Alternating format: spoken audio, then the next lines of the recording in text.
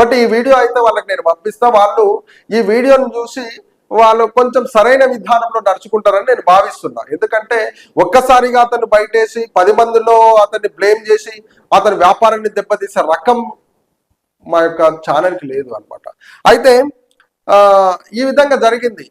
పాలు తీసుకుపోయినప్పుడు రాష్గా సమాధానం చెప్పిండు. సరే నేను చెప్పేసి నేను లైట్ తీసుకున్నా, రావడం జరిగింది. మళ్ళీ 2 రోజుల కిందట ఏమైందంటే పాలు ప్లస్ బ్రెడ్ 2 తీసుకొని రావడం జరిగింది.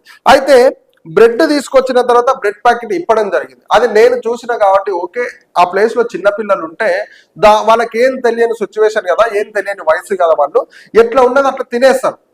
ఆ బ్రెడ్ ప్యాకెట్ ఓపెన్ చేస్తే లోపల మొత్తము కూడా బూజు బట్టి ఎండుకపోయింది అనమాట. చూడండి ఏ విధంగా ఉందో, బ్లాక్ కలర్ లో బూజు బట్టి ఎండుకపోయింది. ఇబ్బంది చూడండి, బ్లాక్ బట్టి బూజు బట్టి ఎండుకొని పోయింది.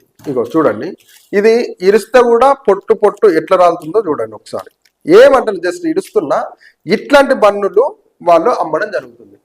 అక్కడ ఏ నవాబో ఏ ఆలు అమ్ముతలేరండి. అక్కడ ఈ సమాజంలో మతాలన్నీ ఒకటే, మనుషులందరూ ఒకటే అనుకున్నటువంటి ఈ సమాజంలో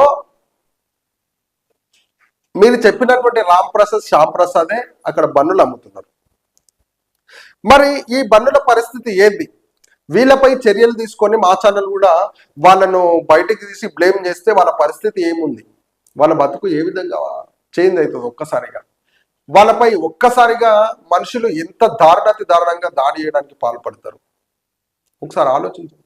అసలు సమాజం ఎటు పోతుంది, అసలు మనం ఏం చేస్తున్నాం? ఇప్పుడు ఉన్నటువంటి ఈ సమాజంలో భారతీయులందరూ మనం